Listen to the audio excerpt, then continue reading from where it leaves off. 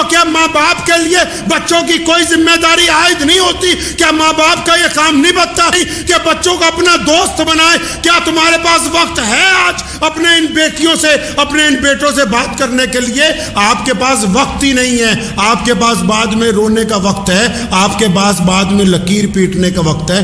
हमने शादी इतनी बुरी बना दी, हमने बरादरियों की दीवारें इतनी ऊंची कर दी हैं, हमने जात पात की इतनी लंबी खंदक खोद दी है कि बेटियां खड़ी इस पार देखती हैं कि हमारे माँ बाप के पास अगर इतनी दौलत होगी तो हमारा ब्याह होगा। बेटियों को साफ नजर आ रहा है कि यहां तो सौदेबाजी हो रही है, यहां शादियां नहीं हो रही है। जिस घर में मल्टीमीडिया मोबाइल इनको पकड़ा दिया है, अब तो नस्ल तैयार ही नहीं हो रही। अब तो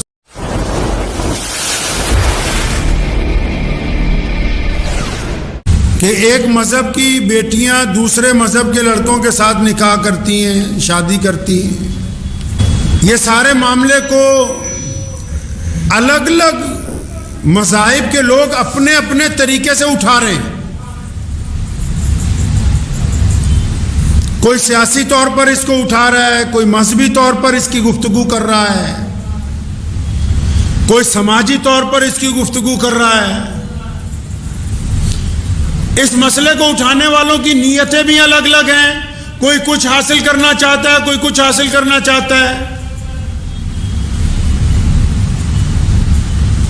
कोई फिल्म बना के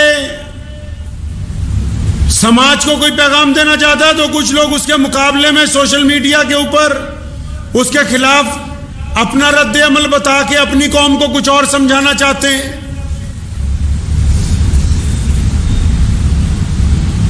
यह तो नहीं हो सकता कि ताली एक हाथ से बजती हो।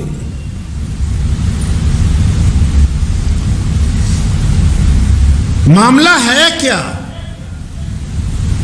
इतनी एडवांस दुनिया है और इस मामले के ऊपर लोग एक दूसरे से गुफ्तगू कर रहे हैं, एक दूसरे के मजहब के मुतालिक अपने दिल में बुराई लेके आते हैं। सोशल मीडिया ने भी और दूसरा जो इलेक्ट्रॉनिक मीडिया भी है उसने भी इसको बड़ा मुद्दा बनाया है। अगर कोई बात है तो मुद्दा बनना चाहिए, लेकिन वो मुद्दा शुरू कैसे हुआ, उस मुद्दे की बुनियाद क्या है, इस बीमारी की शुरुआत कहां से हुई, इससे तकलीफ कैसे हुई, ये इतना बड़ा मुद्दा बना कैसे? अच्छा, जब तक इसके पीछे नहीं जाएंगे तो इलाज कैसे होगा? अच्छा, जिनको ये तकलीफ होती है, जिन घरों की बेटियां किसी के साथ चली जाती हैं, आप उनका मजहब ना देखें, उनके माँ बाप की तकलीफ को देखें। या जिन बेटियों के साथ ज्यादती हो जाती है, आप सब तो जितने भी लोग हैं, चाहे वो मुसलमान हो चाहे गैर मुस्लिम हो, वो तो अब बेटी को मजहब की ऐनक लगा के देखते हैं ना। तो प्यारे नबी हज़रत मोहम्मद रसूलुल्लाह सल्लल्लाहु अलैहि वसल्लम ने फरमाया कि बेटी तो बस बेटी होती है, चाहे वो अपनी हो या फिर दुश्मन की हो। बेटी सिर्फ बेटी होती है, उसमें कोई फर्क नहीं किया जा सकता। मैं मान लेता हूं कि कुछ लोग इस मुद्दे को लेके इस्लाम को बदनाम करना चाहते हैं, और दूसरी तरफ मुसलमानों ने भी सोशल मीडिया पे जोर लगाया कि हाँ, कि हमारी बेटियों के साथ भी ये ज्यादती हो रही है। वो दूसरे लोगों के ऊपर इल्जाम लगा रहे हैं, वो इन पे लगा रहे हैं। अरे दोनों हजरात जो हैं, कभी ये इत्मीनान से ये सोचते हैं कि ये मामला इस हद तक खराब क्यों है? जितने ये बड़े बड़े लोग मुद्दा उठाते हैं, इनको दवाई लेने की बड़ी जांच है। डॉक्टर अगर लिखने लगे प्रिस्क्रिप्शन, कुछ लिखने लगे, नहीं नहीं डॉक्टर साहब टेस्ट करवा लो, हमारा टेस्ट करवा लो। एक टेस्ट में बीमारी नहीं आती, अच्छा फिर इसके ऊपर वाला भी कराओ, उसमें नहीं आई फिर ऊपर वाला भी कराओ। कहते हैं जितने टेस्ट हैं सारे ही करवा दो, ताकि जिस्म में जिस हिस्से में कोई तकलीफ हो हमें पता लग जाए, हम उसका इलाज करवा लें। और फिर ये बेटियों का मुद्दा इतना बड़ा बना, बेटियों के साथ ज्यादती हुई या बेटियों के साथ कोई मामला पेश आया और ये एक दूसरे पर इल्जाम लगाने लगे। क्या कोई टेस्ट ही नहीं किया कि मुद्दा बना कैसे, तकलीफ आई कैसे, इस नौबत तक पहुंचे कैसे, बेटी ने घर से बाहर पैर निकाला क्यों? ये बात ही नहीं करते। ये बात करते हो कि बस फलां मजहब वाले खिलाफ हैं, वो दूसरे बात करते हैं कि फलां मजहब वाले खिलाफ हैं, ये बात ही नहीं करते कि बेटी को तकलीफ कैसे हुई, उसकी इज्जत कैसे बहाल होगी। और अक्सर इस बात का जिक्र मेरे वालिद मोहतरम शेर इस्लाम मौलाना गुरमान लुधियानवी रहमतुल्लाह अलैह फरमाया करते थे कि बेटियों की तो पढ़ाई करनी जरूरी है, लेकिन बेटियों के साथ साथ बेटों को भी तो बचा लो। जिन घरों में जिना हो जाता है, जिन घरों के अंदर कोई किसी की बेटी के साथ बदमाशी करता है, जिन मोहल्लों में कोई किसी की बेटी को निकाल के ले जाता है, जिन मोहल्लों में कोई किसी की बेटी को छेड़ता है, तो मैं पहले उनसे पूछता हूं, ये जो दरिंदगियां होती हैं या बेटियों को जला दिया जाता है या कोई बेटी के टुकड़े कर देता है, ये जो दरिंदे हैं ये क्या किसी बाहर के मुल्क से इंपोर्ट होकर आ रहे हैं या किसी विदेशी ताकत ने इनको यहां भेजा? ये जिन पर मुकदमे दर्ज होते हैं ये क्या आसपास पड़ोसी मुल्कों से आते हैं? ये नौजवान कहां पैदा होते हैं? क्या ये इसी माशरे में जन्म लेने वाले वो बेटे नहीं हैं जिनके माँ बाप ने उनको बेटियों की इज्जत और तमीज ही नहीं सिखाई? ये कहां से आए? ये भी तुम्हारे ही घरों में, इन्हीं मोहल्लों में, इन्हीं मजहब के मानने वालों में, चाहे वो मुसलमान हो या गैर मुस्लिम हो, इसी मुल्क के अंदर पैदा हुए जो बेटियों के साथ ज्यादती करते हैं। बाहर से नहीं आए कहीं से। बीमारी की बात ही नहीं, इल्जाम तराशी की बात है, बीमारी की बात ही नहीं, एक दूसरे के ऊपर कीचड़ उछालने की बात है।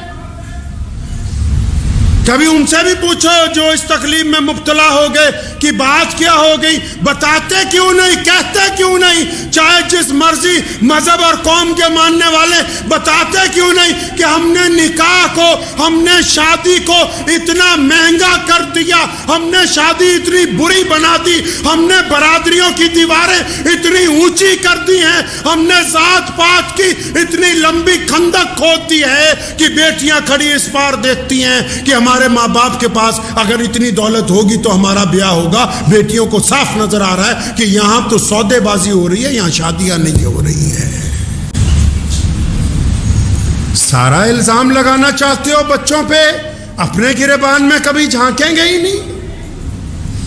मानता हूं रसूलुल्लाह सल्लल्लाहु अलैहि वसल्लम ने कहा, अल्लाह ने कुरान में कहा, शरीयत ने कहा, दुनिया के तमाम मज़ाहिब ने कहा, माँ के पैरों के नीचे जन्नत है, बाप जन्नत का दरवाजा है। और मान लिया माँ के पैरों के नीचे जन्नत है, बाप जन्नत का दरवाजा है, तो क्या माँ बाप के लिए बच्चों की कोई जिम्मेदारी आयद नहीं होती? क्या माँ बाप का यह काम नहीं बनता कि बच्चों को अपनी छाती से लगा के रखें? क्या माँ बाप की यह जिम्मेदारी नहीं कि बच्चों को अपना दोस्त बनाए? क्या तुम्हारे पास वक्त है आज अपने इन बेटियों से, अपने इन बेटों से बात करने के लिए? आपके पास वक्त ही नहीं है। आपके पास बाद में रोने का वक्त है, आपके पास बाद में लकीर पीटने का वक्त है, आपके पास अपनी बेटियों और बेटों के लिए वक्त नहीं है। सुबह को बच्चे स्कूल जाते हैं, खासकर जो शहरों में लोग रहते हैं।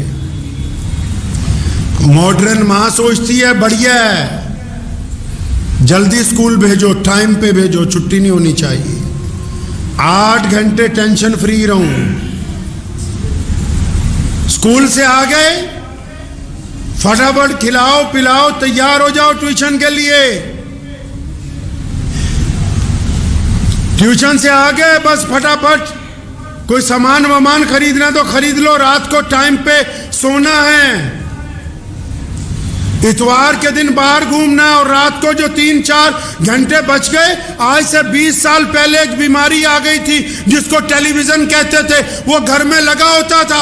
अब जो वक्त बचता था, बाप भी मुर्दे की तरह उसके सामने बैठा है, माँ भी बैठी है, दादा भी बैठा है, दादी भी बैठी है, पोते भी बैठे, पोतियां भी बैठी, अब सब उल्लुओं की तरह उसको देख रहे हैं। अब उसकी जगह मोबाइल ने ले ली है। एक ही कमरे में बैठे हो, एक ही लॉबी में बैठे हो, एक ही सहन में बैठे हो, अपने अपने मोबाइल पर, अपने अपने व्हाट्सएप पर। यह पता ही नहीं कि दाएं मां बैठी है या बाप बैठा है। बाप को ही पता नहीं कि मैंने अपनी बेटी से कुछ पूछना है, बेटे से कुछ पूछना है। टाइम ही नहीं है। रात के 2 बजे तक इस मुसीबत से फारिग होते हैं और उसके बाद सो जाते हैं, क्योंकि हमारे पास वक्त नहीं है आपस में बात करने के लिए। हाँ, इल्जाम लगाएंगे कि हमारी बेटी को फलां ले गया, हमारे बेटे को फलां ने वरगला दिया। इल्जाम लगाने के लिए टाइम है। बच्चों के पास उनकी जरूरियात पूछने का, वो अगर कोई सवाल कर दें तो डांट दिया जाए, आगे से चुप हो जाओ।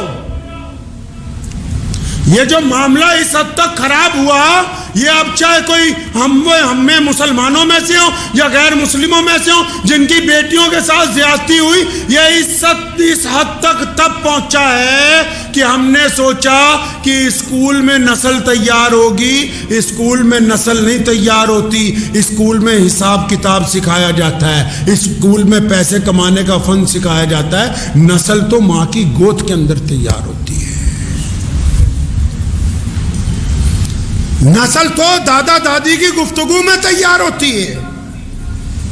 नस्ल तो बाप के कंधों पर तैयार होती है। इनको किसने बताया कि नस्ल जो है कॉलेजों में तैयार होगी? नस्ल तो माशरे में, अपने समाज में, अपनी बरादरी के बड़े लोगों में, अपने माशरे में, अपने मजहबी मुकामात पर नस्ल तैयार होती है, जिसको ये समझाया जाता है कि बड़ों की इज्जत कैसे होगी, छोटों से मोहब्बत कैसे होगी, हलाल के पैसे कौन से हैं, हराम का पैसा कौन सा है, माँ की इज्जत कैसे करनी है, बहन की इज्जत कैसे करनी है, दूसरी के बेटी को आंखें झुकाकर कैसे गुजरना देना है। नस्ल तो इस घर में तैयार होनी थी जिस घर में मल्टीमीडिया मोबाइल इनको पकड़ा दिया है। अब तो नस्ल तैयार ही नहीं हो रही, अब तो सिर्फ मशीनें तैयार हो रही हैं। मुद्दा चल रहा है, एक दूसरे पर इल्जाम तराशी चल रही। मेरे भाई, अपना गिरेबान भी तो किसी के ऊपर उंगली उठाने से पहले सब लोग अपना गिरेबान न झांक लें। हमारे पास वक्त है हमारे बेटों के लिए, हमारी बेटियों के लिए। बचपन से एक बात हम लोगों ने नोट की, वालिद मोहतरम शेर इस्लाम मौलाना हबीबुर रहमान लुधियानवी रहमतुल्लाह अलैह बड़ी फराग दिली के साथ अपने तमाम बच्चों को और अपने दोस्तों के बच्चों को भी बड़ी खामोशी से कई बार बुलाते हुए, यार मैं तो तुम्हारा दोस्त हूँ, अगर कहीं तुम्हारी बात बन गई हो, अगर कहीं तुम ताल्लुक पैदा करना चाहते हो, अपने दोस्त को बताओ ना, हम बिना मामला खराब किए सही कर देंगे। हमने तो कहा नहीं, ये लठ पकड़ा हुआ है हाथ में जो बाद में लकीर पीटने के काम आएगा। हम नहीं सुनते किसी की, हमने तो कहा इल्जाम तराशी करेंगे। एक साहब मुझे मिले हमारे पड़ोसी सूबों में, उनकी बेटी की शादी थी, तो मुझे फोन आया, बड़े परेशान थे। मैं क्या बात होगी कि लड़के वाले कहते हैं कि नकद 4-5 लाख रुपया दोगे तब बारात लेके आएंगे। मैं जहां की बात कर रहा हूं वो लोग समझ गए होंगे कि नकद पैसे लाओगे तो बारात आएगी। अब जिन लोगों ने अपनी बेटियों के आगे खंदक खोद रखी हो, उनको क्या हक है ये कहने का कि हमारी बेटी फलां के साथ चलेगी? क्या उन्होंने कभी अपने कारनामों पर गौर नहीं किया? क्या कभी अपने गिरेबान में झांक कर नहीं देखा? क्या कभी अपने बच्चों को वक्त नहीं दिया? मियाँ साहब, नस्ल को तैयार कीजिए अपने घर के अंदर, अपने घर को वक्त दीजिए। ये जिन लोगों के लिए हम वक्त सर्व कर रहे हैं, ये काम नहीं आने वाले, इन्होंने कब्र पे भी नहीं जाना। आपके मरने के बाद ना, जिन लोगों के लिए वक्त लगाते हो ना, इन्होंने कब्र पे भी नहीं जाना आपकी। कौन जाएगा कब्र पे? कौन जाएगा आपकी कब्र पे? आपका बेटा, आपकी बेटी, आपका भाई, और किसने जाना है? कोई गया है कभी? आप बताओ छाती पे हाथ रख के, क्या कभी अपने किसी बचपन की यार के दोस्त की कब्र पे गए? क्या जिनसे कारोबार का करोड़ों रुपए का लेन देन था वो मर गए, कभी उनकी कब्र पे गए? क्या जिनके साथ मोहल्लेदारी में सुबह शाम बाहर चाय की दुकान पर चुस्कियां लेते थे, क्या कभी उनकी कब्र पे गए? किस आईने के साथ माशरे को देख रहे हो? प्यारे नबी हज़रत मोहम्मद रसूलुल्लाह ने ये इतना बड़ा दीन कायनात को दिया।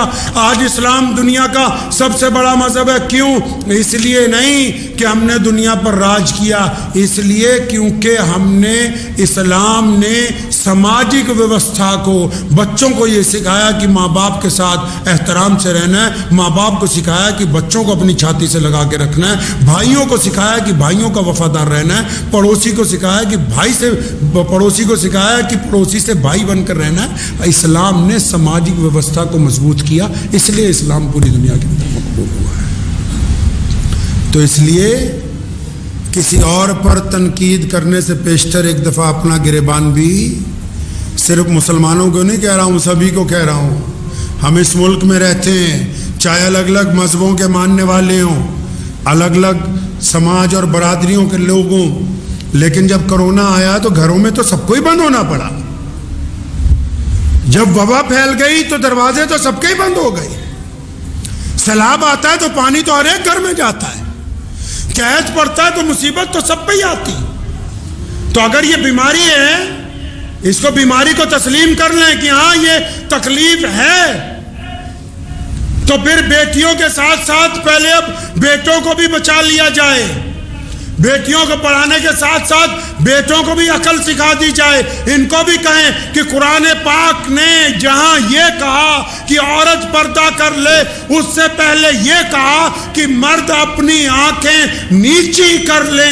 आपको ये इख्तियार नहीं दिया गया कि आप किसी की बेटी के ऊपर जिना की निगाह डालें। इस्लाम ने आपको ये इख्तियार नहीं दिया। चमन के वो खुद परस्त माली जिन्हें खिज़ां रास आ गई हो, वो क्यों कर ये दुआ करेंगे चमन में फसले बहार आए, मताए गुलशन कुछ ऐसी बांटी मेरे वफादार दोस्तों ने, न उनके दामन में फूल पहुंचे न मेरे दामन में खार आए।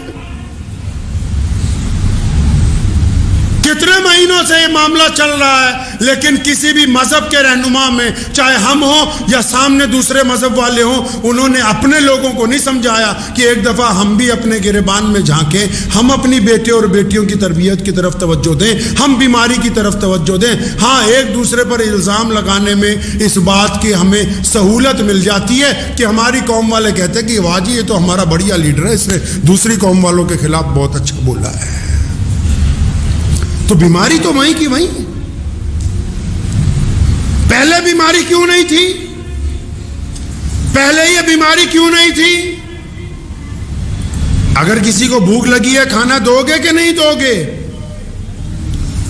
अगर इंसान जवान हो गया, उसके जिस्म की जरूरियात हैं, आपको कहते हैं बच्चे का निकाह कर दो, नहीं पहले कैरियर बनाएंगे, अब उसको निकाह की जरूरत तो बालिग होने के बाद है, नहीं हम तो कैरियर बनाएंगे। बनाओ भाई, कैरियर बनाओ ताकि इसका कैरियर बन जाए और करैक्टर बर्बाद हो जाए। तुम 30 साल तक इनका कैरियर बनाओ और 30 साल के दौरान ये अपना करैक्टर इतना खराब कर लें, अपनी जिंदगी में अपने जिस्म के साथ इतनी बेईमानियां कर लें कि जब कैरियर की ऊंची कुर्सी पर पहुंचे तो इनके पल्ले करैक्टर बिल्कुल नहीं होगा। इस कैरियर का फिर कुछ नहीं हो सकता जो तुमने बना के दिया है इनको।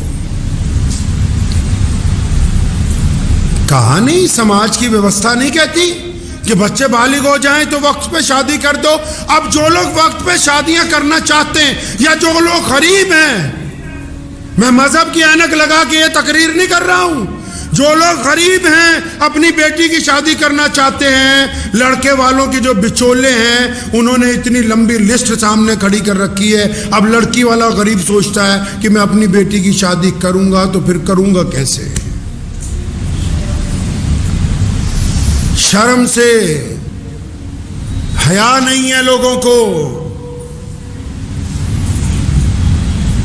चले जाइए आप, थोड़ा सा बाहर निकलिए, जिस मर्जी लोगों के पास चले जाइए, शादी को अपने खानदान की औरतों ने इतना मुश्किल बना दिया, इतना मुश्किल बना दिया।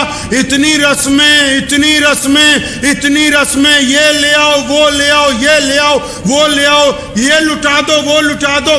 इतनी रस्में कायम कर दी कि गरीब आदमी का हौसला ही नहीं पड़ता कि वो अपनी बेटी की शादी कहीं कर दे। इतना मुश्किल कर दिया समाज ने बेटियों के लिए आगे की जिंदगी को खुशगवार बनाने का। आपको पता है इस्लाम ने कहा कि मर्द काम करे, औरत घर में रहे। इस्लाम में हमारे है कि मर्द काम करे, औरत घर पर रहे। क्यों? आपने क्या सोचा औरत को घर पे सिर्फ खाली बिठाना है? नहीं, शरीयत इस्लामिया कहती कि मर्द से बड़ी पोस्ट मर्द से बड़ी जिम्मेदारी, मर्द से बड़ा मर्तबा इस औरत का है। ये घर में इसलिए है क्योंकि इसने नई नस्ल तैयार करनी है, क्योंकि इसने अपने बेटे और बेटी को चलने का ढंग सिखाना है, उनकी आंखों में शर्मो हया डालनी है, उनकी जुबान में तहजीब डालनी है, उनकी दिल में अमानतदारी डालनी है, उनकी जुबान में हलाल और हराम की तमीज डालनी। आपने क्या सोचा कि मर्द अगर बाजार में काम कर रहा है औरत घर में खाली है? नहीं, असल काम तो औरत ही कर रही है, जो नस्ल में ऐसे लोगों का वजूद तैयार कर रही है जिनकी बेटियां और जिनके बेटे बाहया हैं, जो दूसरे की बहन बेटी को अपनी बहन बेटी समझ रहे। ये कमाल तो सिर्फ औरत नहीं करके माशरे को देना था, और किसी के बस की बात नहीं है। हमने क्या किया? हमने कहा नहीं। एक साहब कहने लगे हमने तो सिर्फ 31 बाराती बुलाए। अच्छा, लगता सुन्नत तरीके से शादी की? नहीं नहीं, जो 31 बुलाए थे 31 के 31 को मारुति गाड़ियों की एक एक चाबी दी है। क्या कल क़यामत के दिन तुम्हारा गिरबान पकड़ा नहीं जाएगा? दहेज के मोटरसाइकिल पे बैठ के तकरीर करने से कुछ नहीं होने वाला। माल घर में लेके लोगों की इस्लाह नहीं होने वाली।